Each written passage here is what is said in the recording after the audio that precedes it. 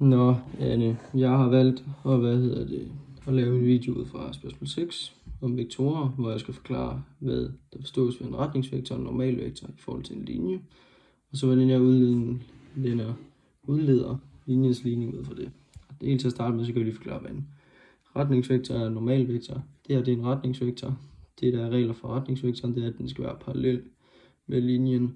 Den kan godt pege den anden vej, men det er en retningsvektor i forhold til linjen, så den skal være parallel med den linje, som der er. Og hernede, der har vi en normalvektor. Den normalvektor, den har den regel, at den skal være vinkelret på linjen, så den kan ligge alle steder i princippet, men den skal være vinkelret i forhold til linjen. Og så vil jeg starte med at snakke om normalvektor, beviset for normalvektoren.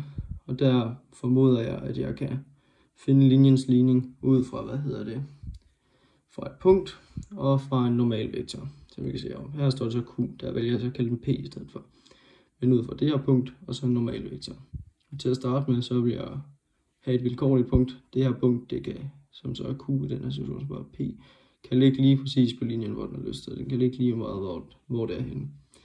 Men for at finde linjens ligning, så vil det være relevant, at jeg laver en vektor mellem vores start af normalvektoren, som vi kalder P0, og så vores punkt P, som så hedder Q i den her situation.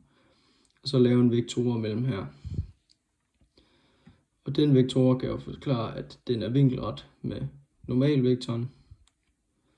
Og når den er vinkelret med normalvektoren, så vil vores skalarprodukt være lige med 0, som er derfor, at jeg kan sammenligne den med, at det er linjens ligning, fordi det skal også være lige med 0. Og herefter så vil jeg så finde skalarproduktet af de her to, fordi at vi ved, at de er vinkelrette. Og det gør jeg ved at sige, hvad er det vektor n, så normalvektoren, og så mærke med den her, den kommer så til at hedde P0P, den vil så i den her situation hedde PQ-vektoren.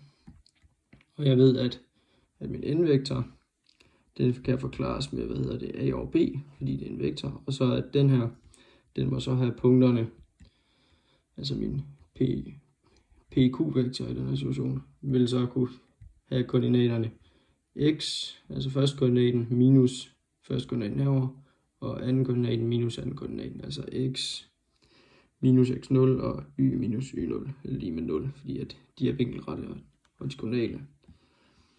Og ud fra det her ganger jeg dem sammen, plusser det jeg får heroppe, altså ved a, hvor jeg siger a gange med x og a gange med minus x0, og det samme gør jeg med b hernede, og så kommer det til at se sådan ud, hvor den kommer til at hedde a minus x0 plus b parentes y minus y0 lige med 0. Og for at den kommer til at ligne linjens ligning fuldstændig, så vil jeg her bruge, finde c, fordi linjens ligning den kommer til at hedde ax plus by plus c er lige med 0. Og det ser den jo ikke helt ud til at gøre heroppe. Så det jeg vil starte med, det er, at jeg vil gange ud af min parentes, eller gange ind i min parenteser hedder det. Så jeg vil sige a gange med x og a gange med x0, og så kommer det til at se sådan her ud. Så jeg gang ind i parenteserne. Så vil jeg rykke lidt rundt, så det kommer til at ligne starten af linjens ligning, altså det er ax plus by. Og så har vi så det her tilbage, minus ax0 minus by0 lige med 0.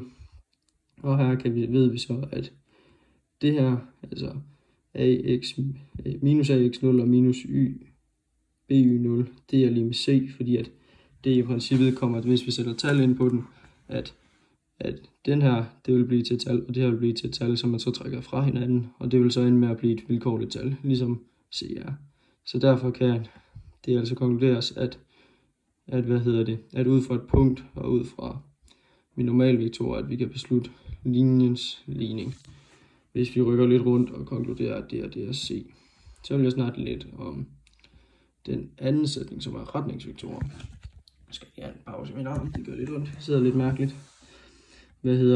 Og her vil jeg så ud fra en retningsvektor og et punkt finde ud af, hvad linjens ligning er, som også bliver kaldt parameterfremstilling. Og her kan vi se, at retningsvektoren helst skal beskrive noget om parameterfremstilling herovre.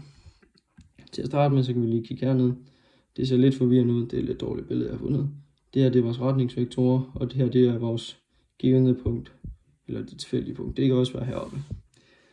Det jeg så vil starte med at gøre, det er, at jeg vil lave en P0P-vektor. Altså ligesom før lave et punkt mere. Og det punkt skal helst ligge på linjen, fordi at det helst skal være parallelt med min retningsvektor. Hvis jeg lægger punktet uden for linjen, så vil det ikke længere være parallelt, og det vil ikke gå. Så det andet punkt skal også ligge på linjen, og så kan vi lave en vektor mellem der.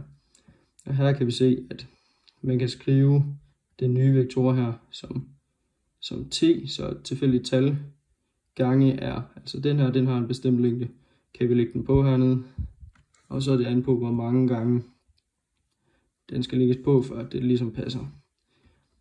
Så har vi vores OP, for nu har vi lavet et nyt punkt, så kan vi gå ud fra ORK hernede, og så lave en vektor hele vejen heropfra, og så op til punktet. Fordi vi vil gerne finde ud af, hvad koordinater, vi vil gerne have det til at ligne det her oppe. Her kan vi se, der skal det være lige med x over y, og her kan vi se, at vores nye punkt, det kommer til at have x, y.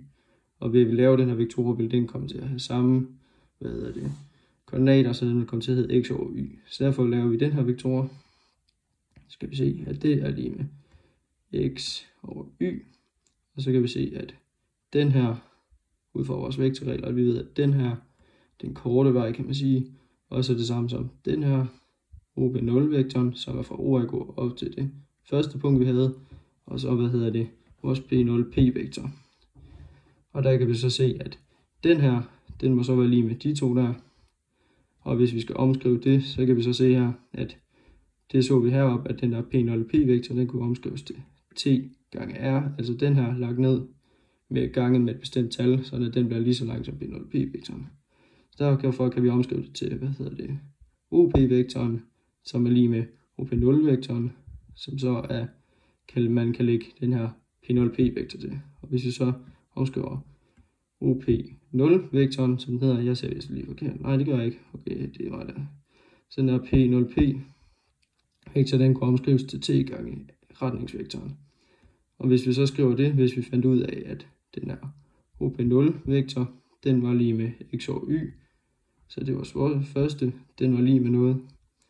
Og så ved vi, at OP0-vektoren, det er den her, den må så få de her koordinater heroppe til det første punkt, så x 0 over y 0.